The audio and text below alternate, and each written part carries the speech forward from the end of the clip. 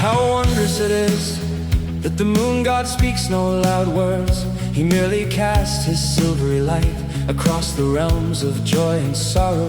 In the depths of night, a cold silver mirror hangs suspended, enough to illuminate both the weary traveler and the one sitting by the porch. The moonlight is not harsh like the midday sun, but enters the human heart along a gentle, tender path. Since the days when the palace of Nguyen was etched in ancient tales, the moon has been a kindred spirit to generations past. The soldier's wife looks up at the moon and remembers.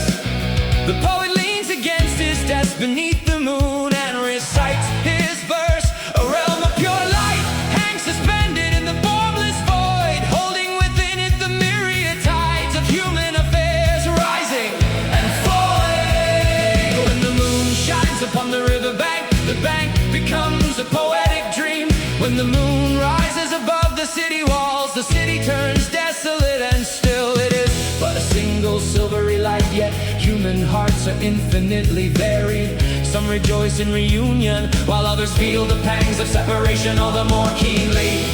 For the moon merely shines, the sorrow and joy reside within the human heart itself, to be embraced in greater or lesser measure. There are nights when the battlefield falls silent after the drums have ceased. Firework remnants lie scattered in tattered banners flooded by the river. The moon silently showers its light upon rows of symbolic graves, as if a gentle hand were soothing the wounds of war and strife. That silvery light cannot save those who have passed away, but it offers solace to those who remain, enduring the turmoil of conflict. There are also times when the moon god enters through a window, illuminating the inkstone of a scholar keeping vigil late into the night. A slender shadow of moonlight lies upon the white paper, evoking lines of verse that yearn to save a nation in peril. The words remain unwritten, yet the soul of the people is already stirred. For the moonlight silently nurtures a noble aspiration, reaching far into the distance. The moon too reveals the true nature of a virtuous soul, full and round in times of prosperity, yet waning when faced with decline. No matter how great the glory, it too must eventually pass. No matter how bright the radiance, there will come a time when it dims. Only one's moral integrity, if steadfast as the moon's own spirit, will retain its luminous brilliance.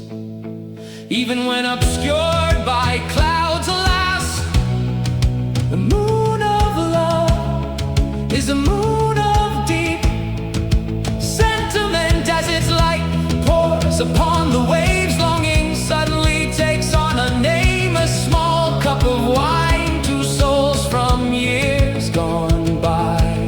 A mere half line of parting, yet it stretches across countless years. Though travelers wander far, they still share the same moon. Despite 1,000 leagues of separation, they feel as if they stand side by side. The moon god too seems to mock the fleeting splendor of the human world, shining first upon lavish banquets, then upon empty, desolate inns beneath the moon's gaze. All that once glittered in gold and crimson fades to a muted silver. Only the chirping of insects remains true to the stillness of the winter night. He who grasps this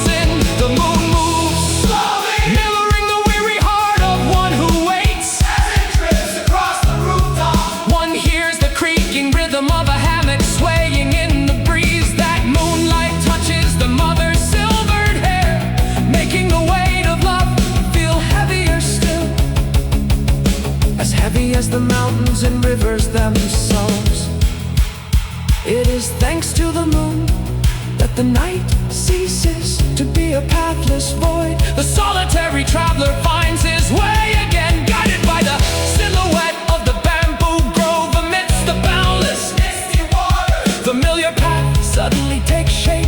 The lonely drifting boat finds its bearings once more and knows the way home.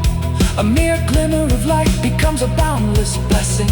Amidst the infinite void, it saves a cherished vow from being lost forever. As a final gust of cold wind brushes against the pen's tip, the moon's slanted shadow seems to settle upon the closing page of this old tale.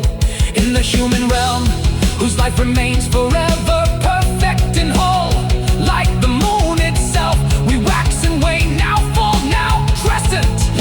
Yet it is in the waiting that we learn to cherish the fullness. Thus, only after loss do we truly value the moments of the past.